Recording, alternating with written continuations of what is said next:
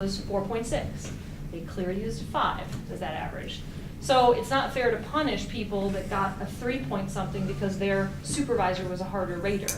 You just recognize that, and that's the average score. The raises were very, very fair. I mean, they really were. Well, how do you adjust for that then? Oh, you separate them, you do the bell curve, you do each bell curve. I have 100 bell curves.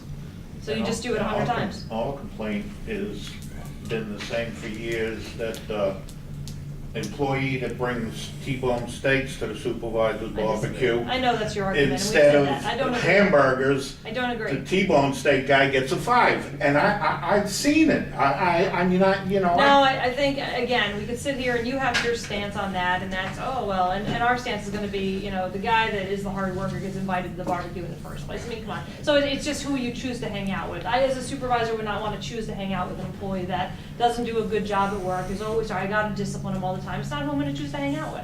So if I choose to associate with people outside of work who I view as better performers because I tend to have more in common with them in my mind, right? Then that's okay. And I know we're never going to agree on that. So it doesn't even make any sense to debate that at this table any longer than we already have. But the reality is, I've just explained the merit to you. So listen, we have this gap, obviously, in the approach to how it should be done. Well, hang on, Jim, with all respect, I haven't really, I don't have an explanation of how it all works as a start. Okay, so you got your, I mean. So you take the average in each area. So say the average is 3.2. Really get to the nuts and bolts of the point, because there's nothing in the proposal about, last time I had, somebody gave me a copy of a form, and you said, well, it's right there, and so I need to hear the county explain. I got, so you're using an average score per an area. Right. I need to know everything, what happens from there. So what score is considered acceptable, what score is considered? Well, 2.5 is failing your eval. So I should say anything So under it's a 2.5. It's a 5-point score. Yes, 5-point score. If you score under a 2.5, so anything under 2.5, 2.49 or less, and you have failed your eval, and you won't receive a COLA and you won't receive a merit increase at all. You're actually put at that point on a PIP, a performance improvement plan, and you have 90 days to improve your performance. And that's no different than it was already. So there's nothing different. Between 2.5 and 5, your merit score is based upon your score as it compares to other people in the area that you were rated with. That's the bell curve. That's the bell curve part. Okay, and from there, what is? That's it. What is? Well, that's not it. Because what does that translate into? Oh, okay. So the scores go from 0.5, a merit increase of 0.5, to a high of 3. So 0.5 of a merit to 3%, 0.5% to 3%. Where the average in the department is 2. Is it what? Is 2%. So in other words, you spread them out along this bell curve so that the average is 2. To be very honest with you, it's probably slightly higher than 2. It's like 2.04, 2.02, And that's on top of 1.98 in some cases. That's on top of the 2% COLA that was guaranteed to the employees. It's not guaranteed to the employees, Okay, but the that's on top of. Yes. Which yeah, how you're yes. making up your 4%. Correct. Okay. Okay, so explain to me again. A half a point to 3%, you get an average of 2% raise. Correct. Yep. Merit plus your 2% COLA. Okay. So if your evaluation was somewhere between 0.5 and 3%, you get. No. So if your score is between 2.5 and 5, so you've passed your evaluation, And you get 2%. then you will receive a merit increase of between 0.5 and 3%. With no correlation in those scores of, in other words, I can't tell you, so if you scored a 4, you'll get a 4. Nothing like that. Because in some areas, you could have scored 3.6 and gotten a 5% increase, 3%. Because if the rater that was rating in your area had a very low average, then you wouldn't be punished because your score was lower. Does that make sense? I know it's Okay, but to kind of ask what Doug was saying, so anywhere above a 2.5 or above, you're getting your base of 2%. correct. Okay. Plus a merit. We'll just call it a 2% base, a merit 2% base, and then anywhere from 2.5 to 5 translates into. Also a merit increase, so between 0.5 and 3. Okay. So why what and I guess I'm not understanding, so 0.5 and 3, why doesn't it go up to 5? I'm not understanding. The 3% plus the 2% COLA is a 5% But total. what's the 0.5 to 3? Okay. I need a whiteboard, don't It's I? It's on the law, man. Yeah, I know, right? Okay, so, yeah, I know, right? It'd be nice to have this in writing, you know. It's not, It's yeah, well, it's not that hard, so if you score between 2.5 and 5, a score of 2.4 or below, you get 0 and 0. I got that. Okay, I got if you're between 2.5 and 5, a merit right, base of 2%. So from your 2.5. to 5, you get a merit increase, you get this COLA, you get a COLA of 2% plus a merit increase of between 0.5 and 5. How do you get to, Or point. and I guess the next question is, how do you score? What scores translate into whether a person gets a 0.5 up to a 3? It depends on the area, it depends on the average score in that area. So in a department where the average score is 3, then that would be, then that person who scored a 3 would get 4%. That's the average, 2% merit plus the 2% COLA, the 4%. So if an individual Right. got a 0.5, he wouldn't get, No, if you scored a 0.5 on your eval, that's impossible. You can't score less than that. okay, but it's, what is the cutoff for the raise? 2.5 you said? 2.5 Okay, gets you the COLA and some If an individual merit. scores 2.49, They get nothing. okay, but then how does that fit into the curve? It doesn't. So we're singling out the bad people? No, we're allocating the money for the people that score above 2.5 or higher, Right. okay? The people that score below 2.5 don't get to participate in that pool of money that's available. Right.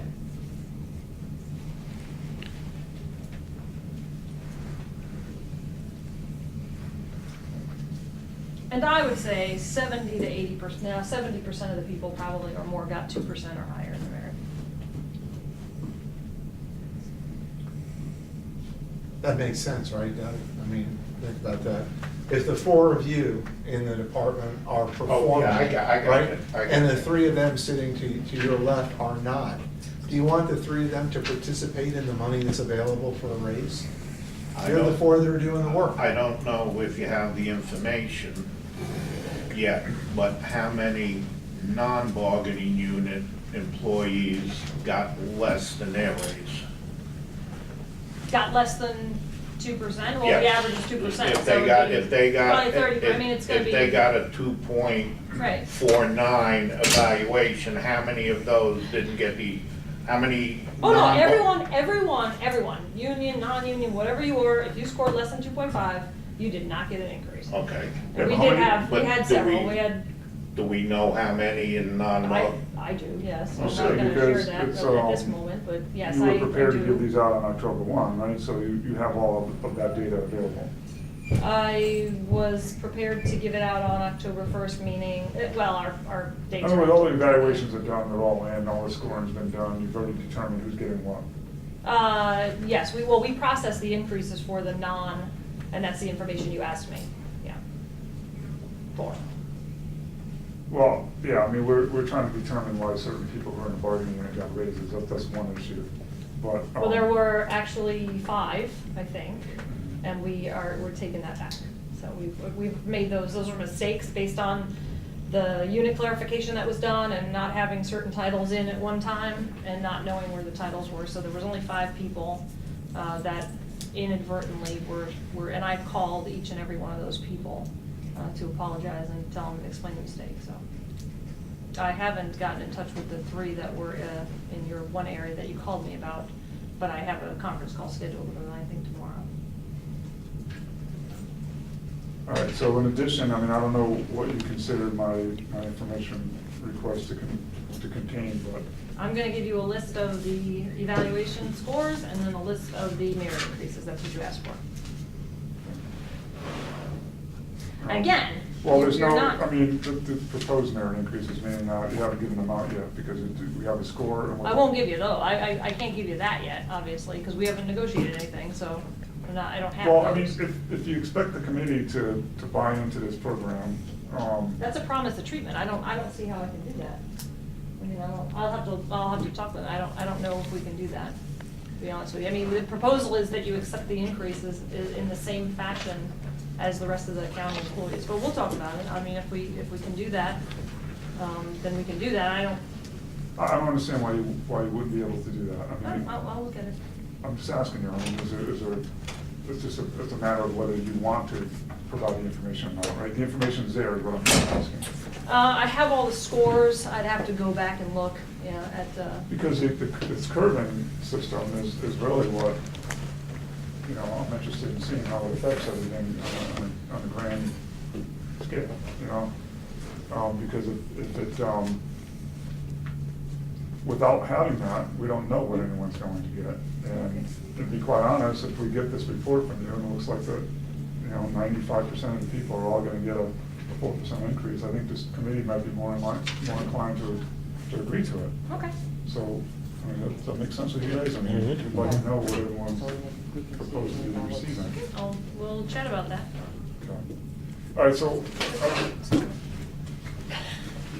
I put out a new seniority proposal, and I've simplified things in the attempt to try and get an agreement on seniority, as we've been saying since day one.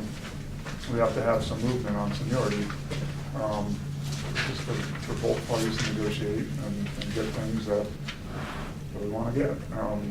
So section 3, I've simplified the language compared to our previous proposal, which is, I think, 8/17.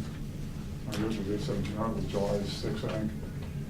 A 7/6 proposal. So employees shall be granted transfers to open positions within their current classification and department of worksite location and/or shift selection when there is more than one shift option based on departmental seniority, provided such employees can competently perform the work of the selected assignment.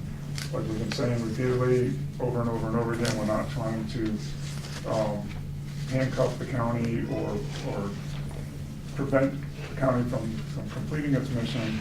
The obvious is that the employee has to be able to perform the work. It's never something that we're ever trying to skirt around. So this is a lot different than our initial proposal, which. I agree, I read it, Right. and I understand the change, it's open positions now, not alternate. Right, and really with this, the biggest thing is the locations. I mean, I don't know how many 4/10 shifts there are versus 5/8. I don't know how many shifts that are going to be changed, but, when the entire department goes from 5/8 to 4/10, I mean, that's just a managerial right we gotta live with. But when the employer wants to start doing certain, half of a department or a quarter of a department, and there's a choice between working Monday through Thursday versus Tuesday through Friday, it shouldn't make too much of a difference to the county who does the work, as long as the work is done. And so, in those situations, we would like to have the employees be able to select, which shift is better for them. And then as far as the locations is huge. I mean, we're talking about the difference of someone driving 50 miles to work versus driving 5 miles to work, and 50 miles could be, or more.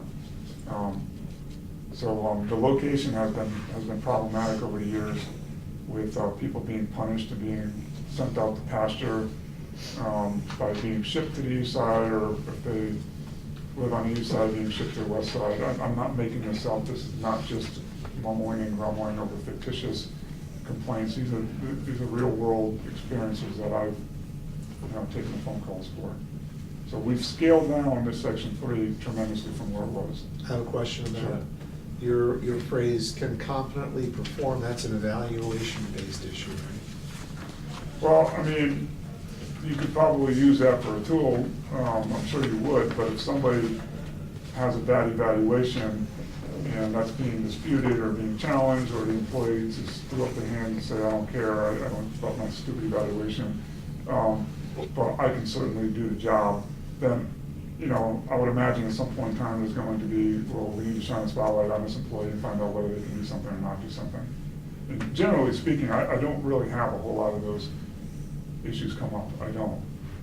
So this could result in the stacking of the most competent employees all being in one time, one shift, and the less competent being elsewhere, right? That there'd be I no- mean, people can do the job or they can't do the job. I mean, that's a common, common response I have to a statement like that. Well, that's not true though, because what if all of your senior people, I mean, who had 10 years plus ended up on one shift, and then the new employees who were all less than 6 months ended up someplace else, and they didn't really, it's not a matter of competence, it's a matter of experience. So in your proposal, it's possible that all our senior guys could end up on the west side, and all our least senior guys who don't know what they're doing because they just don't have experience yet could end up on the east side, and then what do we do in that situation? Well, I would imagine you would have your classifications that are, working foremen and those, or even supervisors that are, to train the employees. So generally speaking, if somebody's in a classification and in a department, if they have 5 years of service with the employer, or they have 10 years, if they've got the same job title, doing the same job function, the person with the least seniority should be able to do the job, or they probably shouldn't be doing the job. I understand that. Somebody could probably do something quicker, better, faster, but it doesn't mean the person who doesn't do it quicker, better, faster can't do it. But, we're not trying to create problems. We're trying to, and if the problems arise, then let's talk them out. Let's talk through them. We're trying to get some solutions here. Well, the problem is it negates management discretion in how to formulate the workforce to be most productive. It eliminates, under Barbara's example, where all the most senior employees end up in one particular zone, any opportunity for mentoring between a senior employee and a junior employee. It's all the things that are wrong with the workplace is really what it ends up being. Well, I can think of some, and I know you know some too, because we've had discussions with this, but I mean, and we obviously will disagree on whether it's right or wrong, but you've got some supervisors who refuse to work with some individuals, and some individuals who refuse to work with some supervisors, and this could potentially put that problem at issue. And I'm surprised that the county as an employer would tolerate being dictated to by supervisors or employees, to be quite honest. I find that shocking, or surprising, not shocking, I find it surprising. Well, I don't think it's unreasonable for a supervisor to say, I've had an issue with this person before, and if they were on my shift, I know I would have a problem with them. And so I don't think that's unreasonable. I think that's human behavior. And so to keep those two separated, which is working, I don't think that's unreasonable, because sometimes it's putting the person where they're most successful, because you recognize that they may not get along with, two people who don't get along with each other. And you've come to me and asked me to separate people in that instance before. Right, well, So- the thing is that,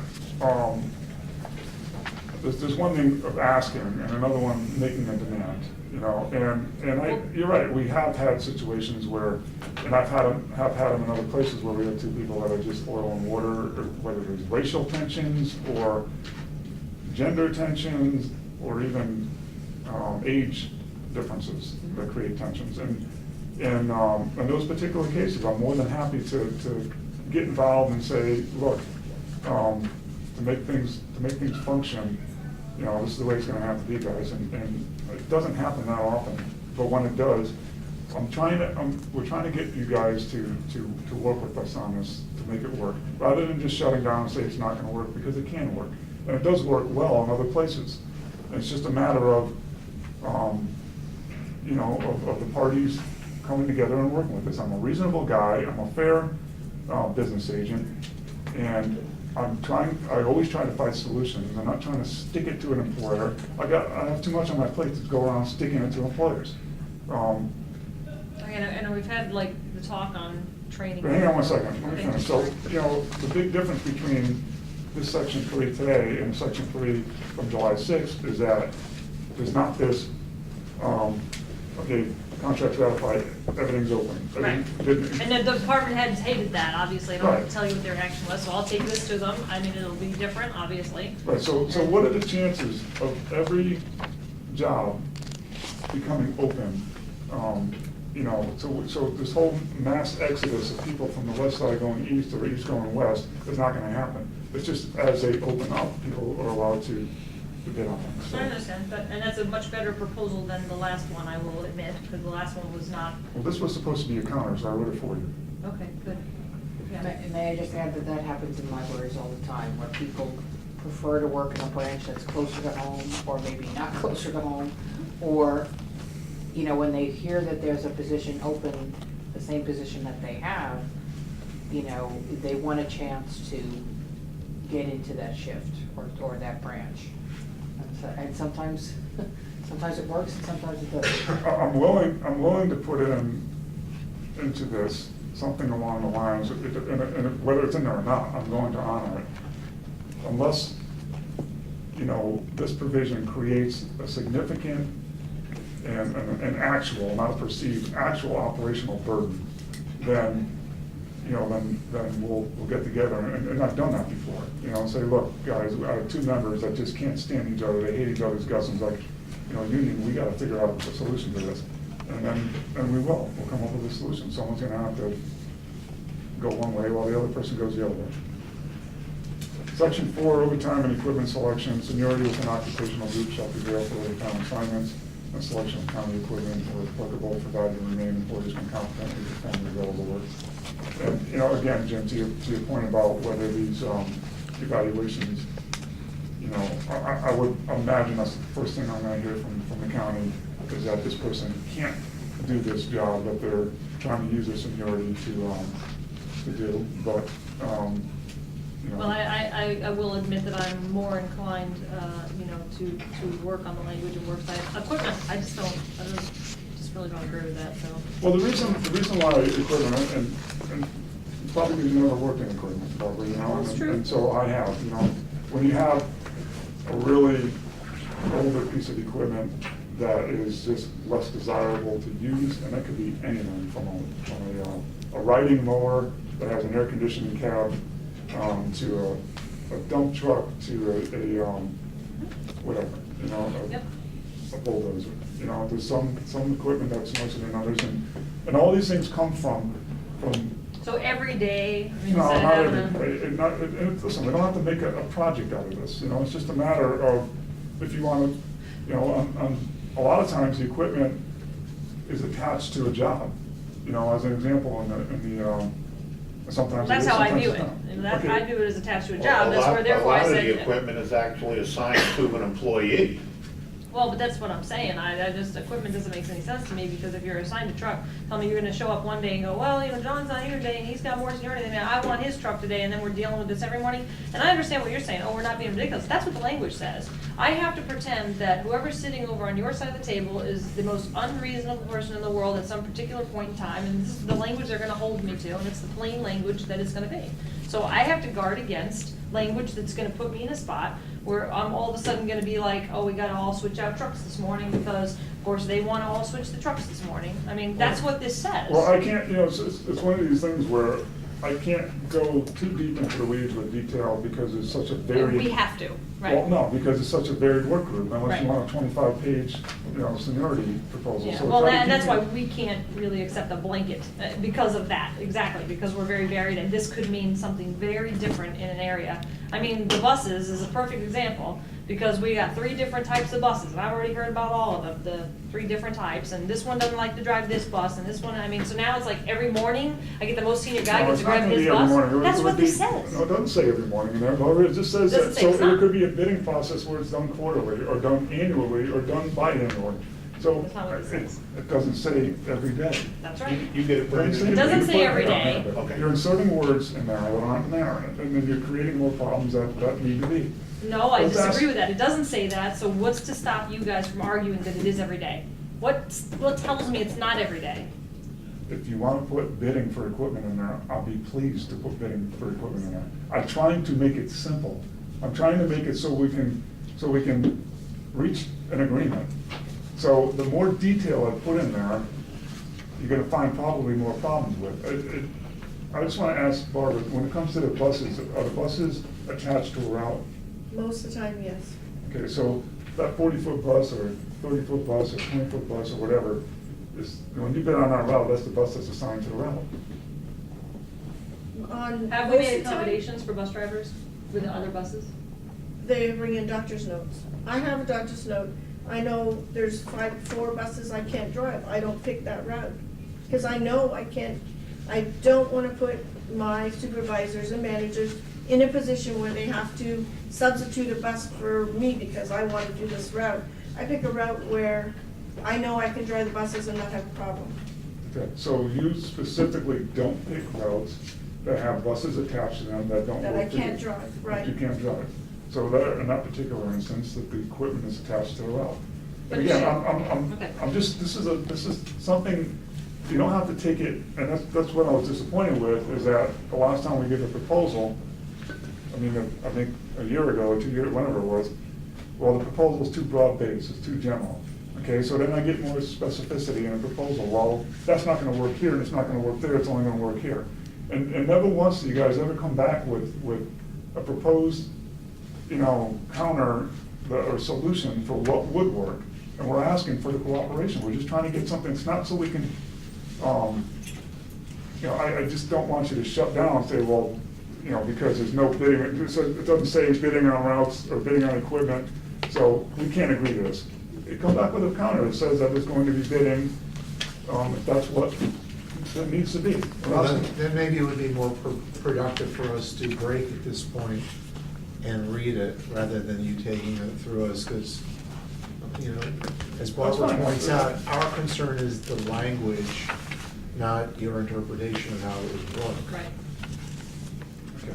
Well, then propose language that would be satisfactory to the county, but at the same time, we have to, if the language is so off the subject of seniority, then it's not accomplishing anything. So, that's fine, but if you need some time to look at it and come up with a counter, that's great.